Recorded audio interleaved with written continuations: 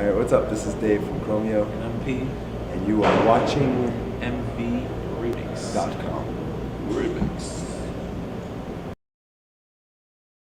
What was it that made you guys decide to start recording business casual over in New York, in Brooklyn, as opposed to in Montreal? No, we started in Montreal. Oh, you Well, all the started. demos and the pre-production was done in Montreal, and then completed probably the second half in New York, just for logistics, Okay. because Dave is in school over there and he's teaching Colombia. So we had to make it work logistically, so we could be in the same city and actually Every day. physically go to a studio every day and because there's a good part of the work that we can do from a distance. It comes a point where we actually have to get to the record and stuff. And how long did it take you to do business casual as a whole record? Like, how long was the actual recording Well, it's process? tough to quantify because we're writing demos all the time. We're writing song ideas all the time. And there's little demos that we had that were like 3 years old or 2 years old. It's a good 2 years old, but in terms of gathering all the ideas and recording everything, it's like a year and a half. What On ins- and off. On and off, yeah. So what inspired the title? I made a reservation at a bit of a dubious restaurant, with a tacky spot, I'm embarrassed. And in the answering machine it said dress code is business casual. And I thought it had such an 80s resonance to it, kind of a yuppie meets Don Johnson meets Huey Lewis thing. And I told P that could be a funny title for the album, and we liked it, but we thought it might have been too jokey. And then it just stayed in the back burner. And we couldn't think of a better title. And at one point, my brother shot me a text and said, "You know what? I think you should keep business casual." And so we kept it. I'm really happy. We got great feedback. Nice. So from the recording process, how many songs would you say you did in total and threw away? Not necessarily threw away, None. but you used a certain amount. How many were recorded for it? None. No, so No, it was we- specific. Well, the selection process is pretty pretty intense. So if we choose a song, we go all the way. But we know right away from a demo or from an idea that we sing to each other if it's gonna turn out into something good. I mean, there's dozens and dozens of demos. There's a lot of demos and a lot of ideas, But in terms of what we choose to make an actual song out of, when we're going, like P said, when we're going down that road, there's no turning back. It's gonna make it on the end. Now I know that there's a French song, a French ballad on the album. Will you be doing more music in French, or was that just like your main crowd is in English, so you did the occasional song? We'll do stuff in French if there's more ideas in French. I mean, we don't have anything against it. We never had a good French song idea. Now, I think with that song, it was fairly convincing, and it was fun for us to do. So if there's more, we'll do more. What would you say is the biggest misconception of Chromeo?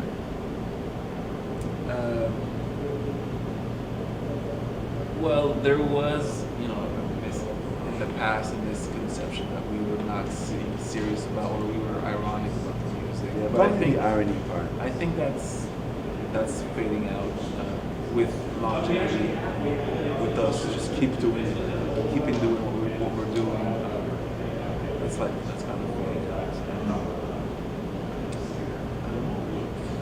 Other misconceptions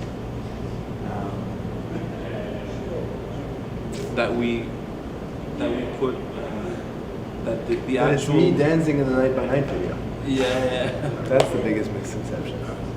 Yeah, I'd read that it was like a stun dance or something like that. Yes, ladies. Nice. So I basically, have other talents. Like make a mean scrambled egg. so with I make a regards, mean omelet. She fell for it. Huh? No, not really? Not a good Huh? cook? Me? No. Really lousy, but my scrambled eggs are great. Okay, that's good. At least Start you can right. do that. Easy. so with regards to sort of the situation with Chromeo and the internet, I don't know if you know about the new Canadian laws that they've been talking about with regards to really fining people hugely for bootlegging. So if you have an illegal copy of something, people are going to penalize it. Where do you stand because of how your music is spread? I don't care if people like our music. Let them get it. As long as they like it, I really don't care. It's so obsolete to think in those terms. Yeah. I mean, the reality is that the technology, you gotta just let the technology dictate how you market and consume music, and instead of just having this really repressive approach or oppressive approach where you're like, well, you can't do this like on your computer. No, you know, because I mean, first of all, downloading music is on its way out. It's all going to be streaming music, like you've heard of Spotify, right? That's and record companies are trying to block Spotify in North America, but I'm sure it's going to end up happening or something that's equivalent to it. And I mean, then you don't even have music on your computer. It's all in a cloud somewhere. You can listen to anything you want at any time. So I think it's just the businesses have to adapt to what consumers are doing. And so personally, we don't care. Quite frankly, I mean, at a certain level it benefits the bands more than harming them. I mean, I'll say this: if our album leaks before street date, we'll be really upset. That's gonna suck because that just sabotages a momentum that we're trying to build, and to sort of get excitement around one event and awareness around one event. And if the record leaks, then it just ruins everything. So that I'd be really upset. But after the album's out, some people want to buy it. You want to buy the record. If it fell off a truck and landed into your hard drive, come see us at a show. Come see us at a show. Buy a T-shirt. Half of the bands that blew up today is because people had access to the music. But again, maybe paradoxically, if it happens before the official release date, it would suck. But it's not about like we're losing sales as much as like we're losing this momentum that we've been building for months. I've got this joke question that I always ask in interviews, which is, a la Fight Club, if you could fight any celebrity, who would you fight? Now, I've had answers from Gary Coleman. Oh, that's me. Muhammad. That's a joke. If you could fight any celebrity, who would you Fire anybody? Fight. Oh, fight. Yeah, who annoys you in the media? Fight. Well, Stephen Harper. Okay. That's it. Would you win? Huh? Would you win? Who knows? I mean, he'd probably show up with the rifle he borrowed from Sarah Palin. And Pete, what about yourself? Right behind Dave. Nice. So what can fans expect from Business Casual? I know that... I'm backing Dave. Fight the power, literally, right? Yeah.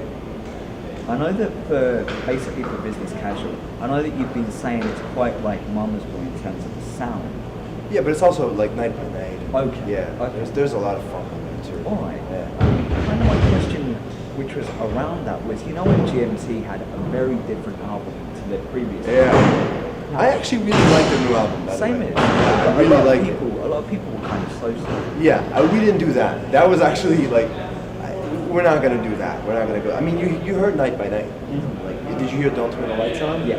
It's not that different. No, it's not. It's a little smoother and more like texture. There's no but- change. It's just we're concentrating on a couple of different branches from Fancy Footwork, and it's in the same tree. We're not losing anyone. I mean, I really respect what MGMT did because it's bold, and I think that with their status, they can afford to do that, and it's a bold gesture. And actually, the new album is dope. I really like it. But with us, in a way, we were a little bit more conservative. That we just tried to find the middle ground between, giving our audience something new and also something that they expect from the brand that we've built. And also feel that we're not, Stagnating. That we're actually we're having a bit of an evolution musically. That's important too. Now there's something which has kind of become cliched with concerts, and I don't know what your feelings are, but with regards to the encore, yet in previous times we've actually had an opportunity not to see an encore happen. It seems like The Strokes don't do an encore. Really? Traditionally, they never did an encore. I'd like to see them then, because what I always find is, regardless of the crowd reception, there's always an encore. Yeah, and we're suckers for that too. I mean, we have a whole stage like we're walking out now. Oh my God! Oh, they're singing the Chromeo chant. Here we are. We're back. To be honest with you, I don't see encores as a real gauge of how well the concert's going. I like encores because bands use the encore as a platform to perform another type of song. I mean, look at, for instance, the XX. I'm sure you've seen them. They do that wonderful cover of Womack and Womack Teardrops as an encore song. See what I mean? Vampire Weekend did a cover of Fleetwood Mac Everywhere as an encore song. I like the encore because it just switches the mood of the show.